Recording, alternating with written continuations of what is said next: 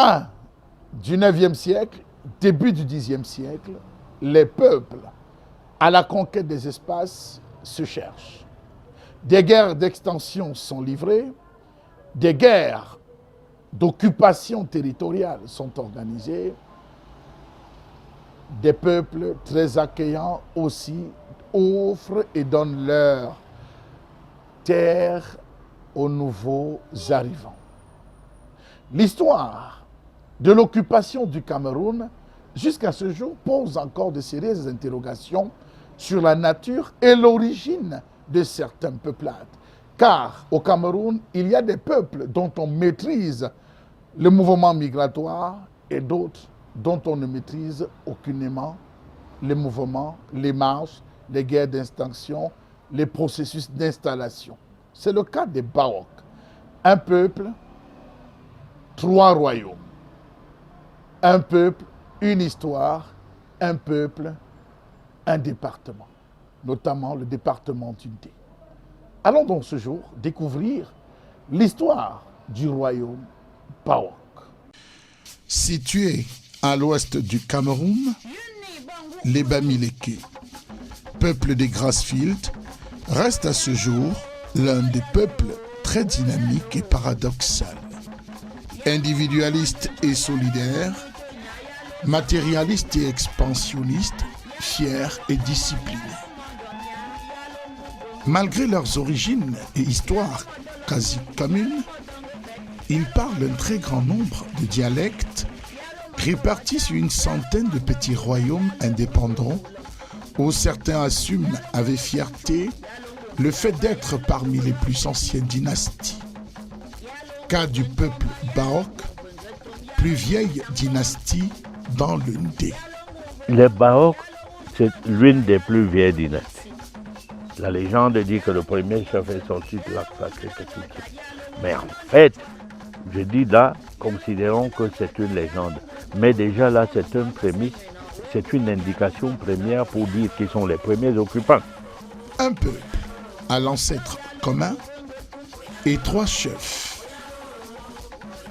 Sa Majesté Kemajou Roger, régnant à Baok, l'un des 13 groupements d'Undé. Sa Majesté Koimon Théodore, qui règne sur Baok Bali, dans la région du Nord-Ouest, département de la Mézam.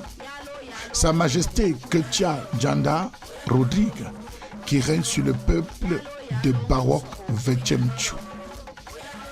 Monarques dont les origines puisent leur source dans les eaux profondes du lac Ketunsi. Le lac sacré est le berceau de celui qui a fait sortir le premier chef dans l'Ondé qui s'appelait Vrache.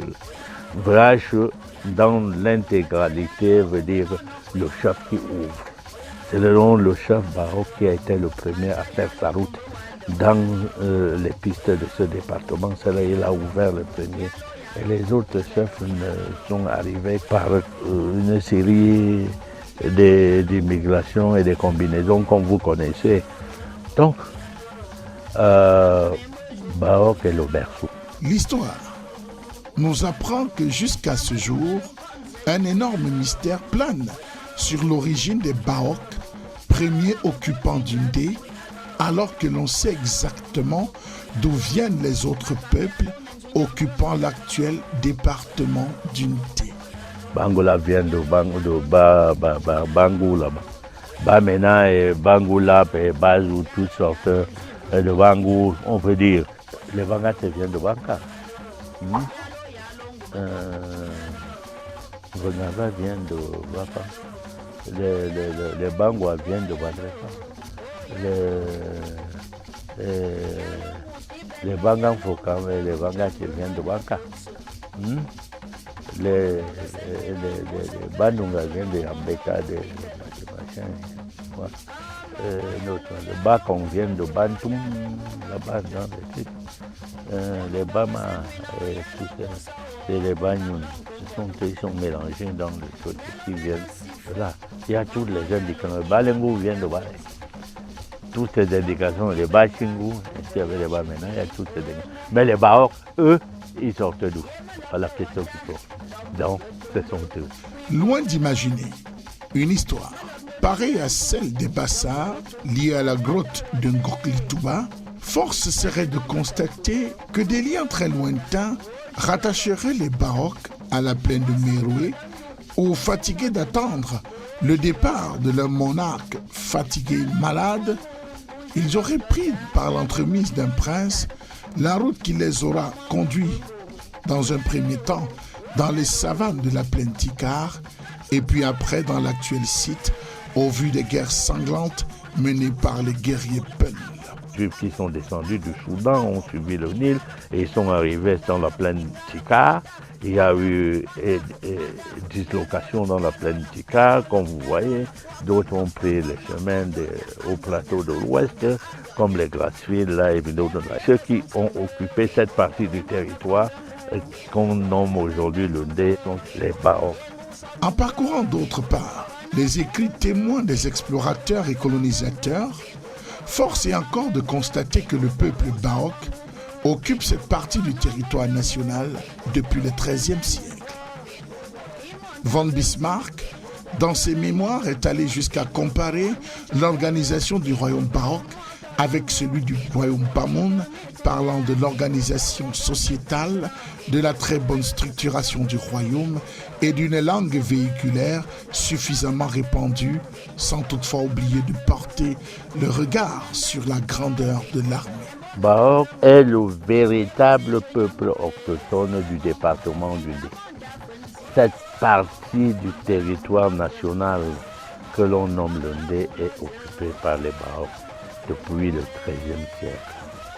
On peut déterminer l'origine de tous les villages qui composent le Ndé, mais on ne peut pas on n'a pas réussi, les anthropologues et autres n'ont jamais réussi à déterminer l'origine du village baroque.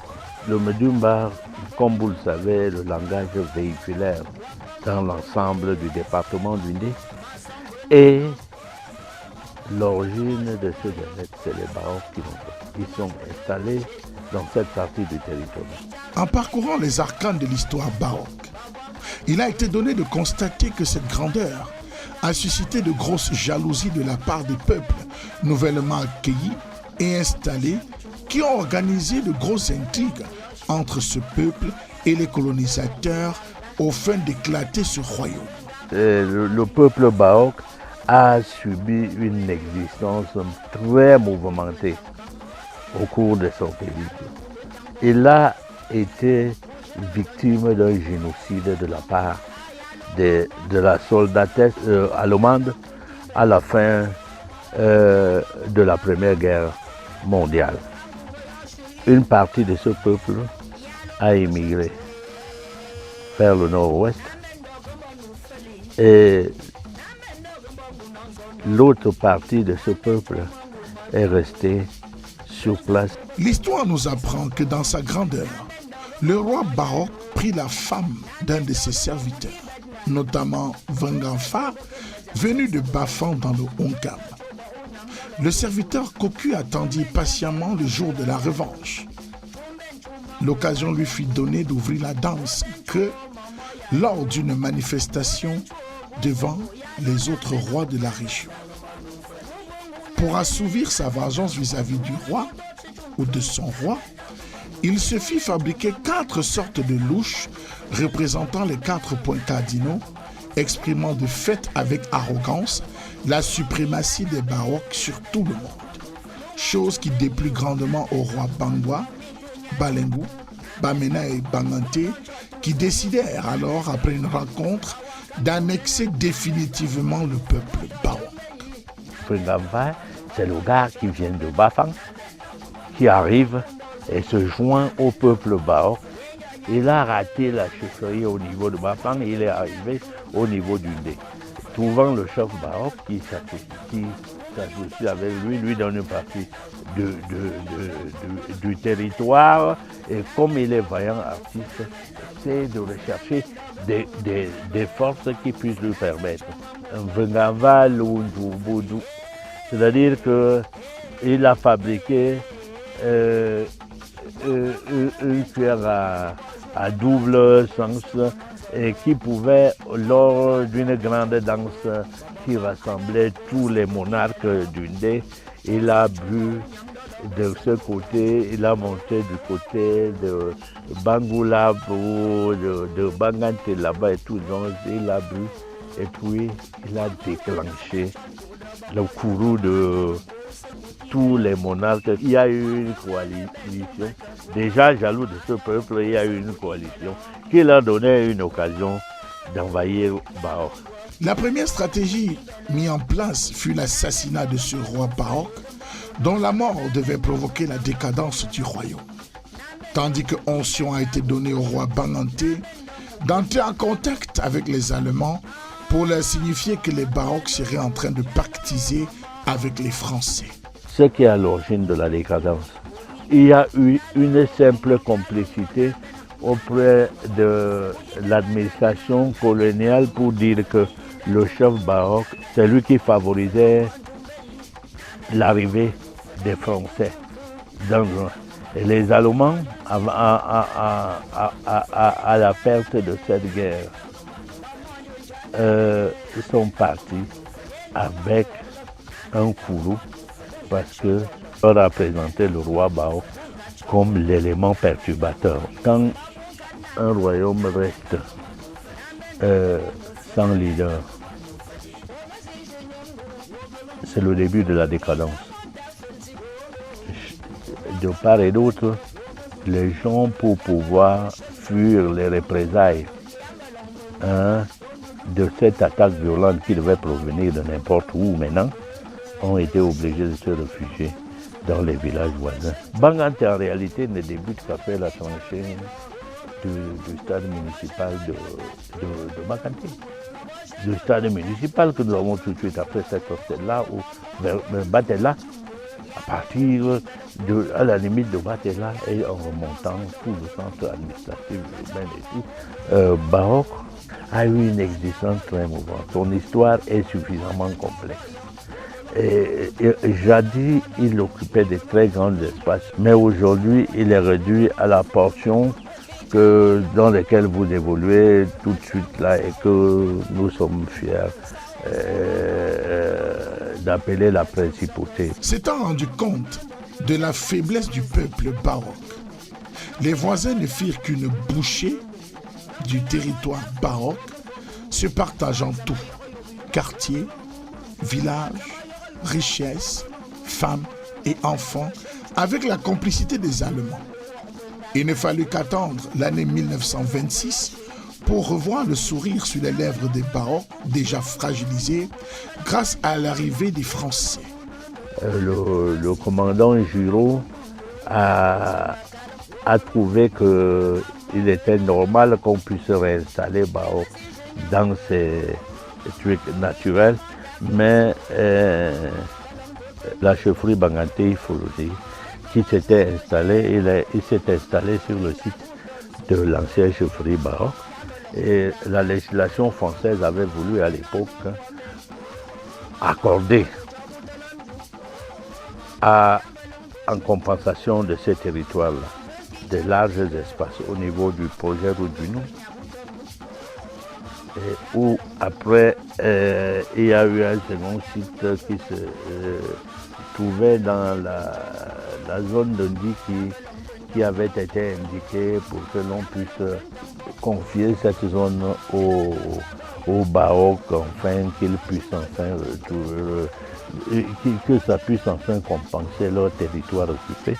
Mais les Baok, dans leur dignité, ont refusé des espaces qui ne représentaient aucune valeur traditionnelle. Ils ont préféré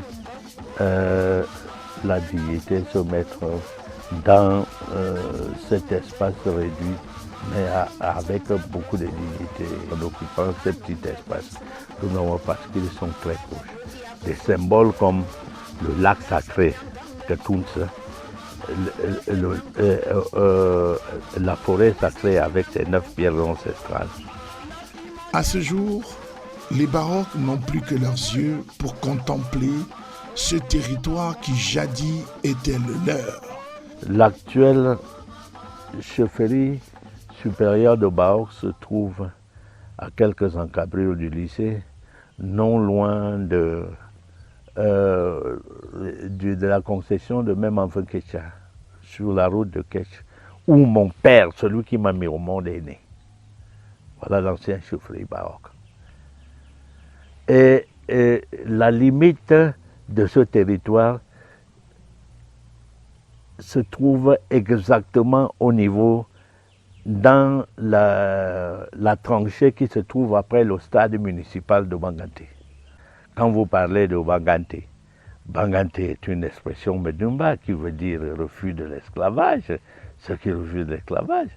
Ce n'est pas quand on parle le nom de moi. Et puis, dans tout ça, on a bénéficié de beaucoup de complicité de la part même de l'administration coloniale qui, dans le temps, n'a pas véritablement fait le travail parce qu'il serait indécent aujourd'hui que l'on sache que le centre administratif de Banganté appartient à Baoc et que ce centre soit appelé Banganté. Banganté est une expression des gens de la localité, c'est-à-dire des Baoc, qui ont pris l'habitude de dire non à l'esclavage. Le royaume Baoc, en plus d'avoir dans les souvenirs cette période macabre, garde proche de lui ses voisins qui lui auront fait la peau dure tout en conservant les alliances d'hier avec le peuple Bazou, peuple frère et ami. Bangolap, au sud, Bamena au nord, Banganté à l'ouest, et Balengu à l'est, et Balengu et Bakon à l'est. Nous avons des liens séculaires avec Bazou parce que mon grand-père qui est là, Djonkui, est mort dans la conquête, dans la guerre de conquête qu'il avait avec son fils. C'est pour cela que à chaque fois qu'il y a un décès du chef Baoc, l'handicap de la chefferie sort de Bazou. Dans la zone de Bazou, je dispose d'un espace qui va jusque dans le Macombé, là-bas, qui a été offert à mon grand-père aujourd'hui par le chef Bazou, parce que étant petit-fils de cette localité, c'est un grand conquérant qui a réussi à avoir des choses. Jusqu'à l'heure actuelle, tout cet héritage restait dans Bazou et maintenant.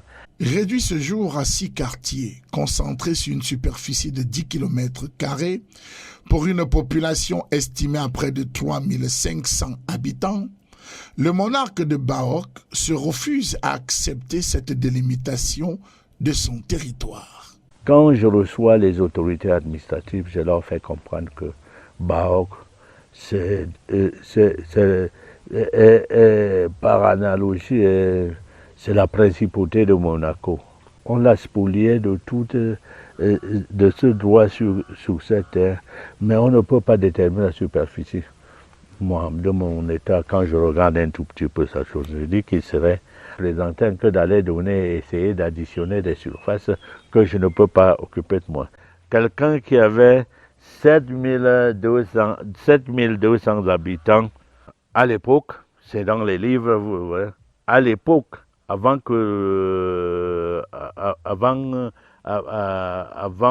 les années où ce document était produit, se retrouve dans, on classe Baoc dans des zones où il est réduit à une portion concrue de 7 km², avec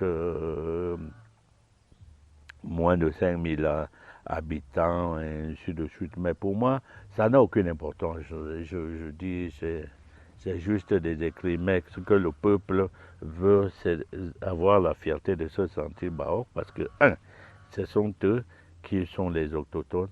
2, la langue parlée, c'est le Medumba, donc ça fait une identité. 3, ils sont bilingues comme le Cameroun, bilingues en matière d'expression, parce que ceux des Baoc qui sont partis à Bali, là-bas, ce sont eux qui ont joué un rôle terrible dans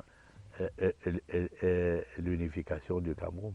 Le village Baoc En plus de cette douloureuse histoire liée aux guerres d'extension, a connu pire, encore avec l'avènement du maquis dans la région Bamileke, qui aujourd'hui ne cesse de traumatiser les derniers survivants.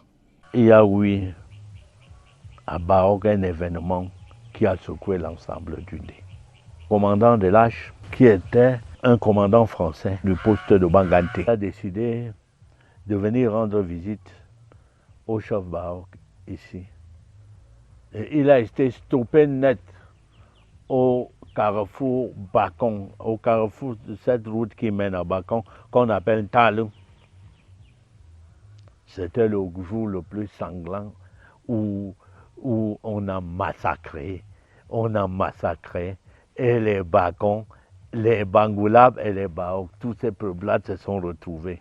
Parce que je ne sais pas, l'idée, la conception ancienne des choses, qui se disait que le blanc qui arrivait, on devait mettre le piment dans des bouteilles et mettre des balais là-dessus pour leur balancer dans la face. Ils ne savaient pas qu'il y avait des pistolets mitrailleurs et des tout.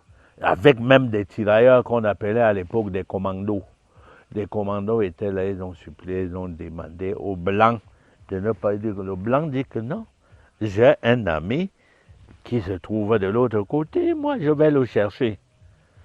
Je dois passer. Il a dit, les gens ont dit non, vous ne passez pas, vous ne passez pas. Il a pris un bambou, il a tracé. Il a dit, ben, de toutes les façons, je suis en train de vous suivre, mais j'en ai assez. Je veux vous épargner du carnage qui va se passer si vous continuez. Il a balancé. Mais il y a un des serviteurs d'ici, de mes serviteurs, ou bien qui a sorti sa machette de son fourreau bien aiguisé. Et là, c'est le père d'un de mes serviteurs. Il a crié, il a dit que non, on écoutait pas, Kabilou, Kabilou, Kabilou.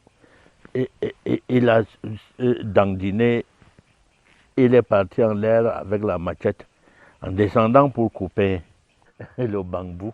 Et il a été déchiré en deux par une rafale de mitraillettes du commandant de l'H. Et puis, déjà pris dans cette situation et dans les techniques du combat, il s'est retourné pour se sachant déjà en danger. Il a arrosé la population ce jour. C'était le grand deuil. Les troupes du commandant de l'H firent 700 morts d'un coup ce jour à ce carrefour qui, jusqu'à ce jour encore, porte les stigmates de ce carnage. Précisons néanmoins qu'informés de ce carnage, les maquisards lançaient une offensive dans la zone, histoire de capturer le commandant de l'H, qui n'a eu la vie sauve que grâce à un grand prêtre mystique, Baok. J'étais tout petit, je devais avoir 3 ans ou 4 ans. Je suis resté, j'ai vu. À un moment donné, quand on a vu que l'invasion était devenue grande, mon père a fait sortir le commandant de l'H. Il a traversé la rivière. Ils sont arrivés chez un monsieur qu'on appelle Tom Jouka, je m'en souviens, qui était, je ne sais pas, l'un des gardiens de la chefferie, le marabout de la chefferie. Il a placé de l'H dans un cadet, lui a donné à monter où est-ce qu'il pouvait passer et se retrouver chez Saint-Jean là-bas, c'est-à-dire au centre touristique. Après, il a fait des incantations, il a tapé la main par terre. Le blanc a disparu. Pendant ce temps, tous les maquis. C'est devant moi qu'on a pris mon père. On m'a laissé parce que mes grands frères et tout ça là, on a pris mon père. Et puis ma mère également et d'autres femmes de la chefferie pour amener. C'était la longue marche. Ils sont partis à Bacha, je suis resté avec ma grand-mère, mes 2 grandes-mères pendant plus de durant tout le temps qu'ils ont fait. Moi, je ne peux pas donner exactement, je ne m'en souviens plus. Et puis un beau jour, le commandant de l'H, il est allé, comme il s'est retiré, il s'est reconstitué et il a lancé l'assaut final pour pouvoir les délivrer. C'est ce jour que mon père est sorti de la brousse avec mes... Le royaume baroque, dans sa construction, a réussi à résister aux affres du maquis grâce à la présence de deux de ses dignes et valeureux fils qui ont réussi à combattre les maquisards jusqu'au bout. Voici l'occasion idoine pour dire merci et puis célébrer la mémoire des gens comme cet adjudant Savignac dont je vous parle aujourd'hui et de Timothée, le petit-fils du chef qui était de l'autre côté. Ces gens étaient des braves guerriers. Là, au fait d'armes, même quand le maquis pénétrait, on n'avait jamais entendu, sauf cet événement, que le maquis a tué quelqu'un à Baok. Chaque fois qu'on leur disait, écoutez, faites très attention parce que dans ce village, on retrouve des vaillants comme l'adjudant Yache, comme Timothée. Et leur au fait de guerre, dans toutes les patrouilles qu'ils ont amenées, ont amené les maquisards à s'assagir un peu dans leur comportement. Il est un fait à préciser, c'est que loin d'avoir combattu pour son village natal, Baok, l'adjudant-chef Niasseux fut parmi ceux-là qui immobilisèrent les chars d'assaut pendant le coup d'État d'avril 1984 à Yaoundé, décédé malheureusement sans aucune reconnaissance.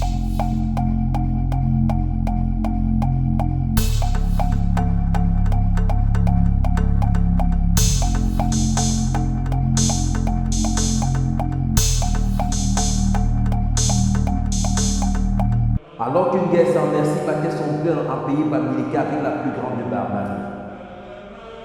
Le professionnalisme ajouté au caractère humaniste de l'homme lui permet de mettre sur pied de nouvelles stratégies.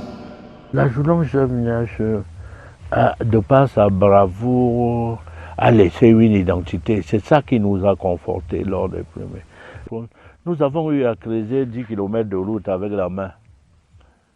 On nous a inculqué, l'adjudant-chef Niache a inculqué et Timothée, et nous ont inculqué ce qu'on appelle la bravoure. Chacun de nous aurait pu, mon père était un combattant, et on aurait pu être tous des combattants parce qu'on avait peur de rien. Il nous a fait de courage. Quand arrêter un maquisard à main nue et l'amener, et le conduire au poste, ou bien l'amener devant les populations, donner matière à réflexion. Et c'est pour cela que je garde de ce vaillant sous-officier supérieur l'image d'un homme qui a aimé son village. Son village, que ce soit d'adoption, si les traditions ont fait en sorte que de toutes les façons, c'est pour des raisons purement familiales et qui sont compréhensibles, mais de toutes les façons, il reste une icône dans le village baroque et un exemple à suivre pour la jeune génération. Malgré les diversités et divergences qui existent dans l'Undé entre villages et chefferies, les baroques ont pu exister et résister à l'ère du temps grâce à leur dynamisme, organisation, ingéniosité, abnégation et amour pour leurs racines. Bouja, Bouok, Juok, Jongin Faz Bibun Zi, Bambun Shunda, Jong Burton, Jong Ngo Sakwa Fella, Machandap Tina, Biburgun Quad, Numla Sina, Bidim Cabinia out, Cabinia La Sina, La Singwinsi, Pizwa. Pizwa Jong Father Bibuba, Magam Vama, Mafana Tam and Ganram, they don't shoot Father Bitangula. Bobby Benzu, Natab, the Ungum within Wingo, the Cabo Vivemba, 2 Mumingo, Madin, not so by a Ludibula, to Sakakuina, Land and the Buba, Bababunzi, Langambiba, Danding and Bibabin, within Burbin up, being up by me. Napten Jong di Father Betula, Cabo Bibaba to Ingolo, America, Kabum by Ngolu, no di Father Bibula, Piso, Tab, Shubam, Widimber, a un bon bonhomme et rock-lunsi, anda ajuda ma filme rock-lunsi, puis à l'embabi que là, men dan babu là, ma lapte men tout me si que tout ça, captain.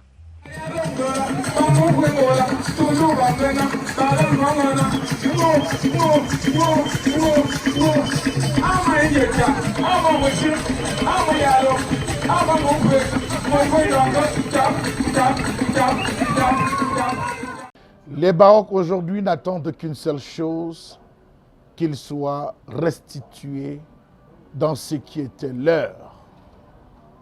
C'est à l'administration aujourd'hui de réparer les lourdes fautes qu'elle a commises en attribuant des degrés à ceux qui ne méritaient pas, car de nombreux villages aujourd'hui sont constitués en groupements de premier et deuxième degré, alors qu'à l'origine, c'était des regroupements des bannis, des incestueux, des brigands et des meurtriers qui ont flirté avec les différentes administrations coloniales pour pouvoir se retrouver au-dessus. L'histoire aujourd'hui des Baroques, vous la connaissez. Et vous, qu'en est-il chez vous? Bonsoir.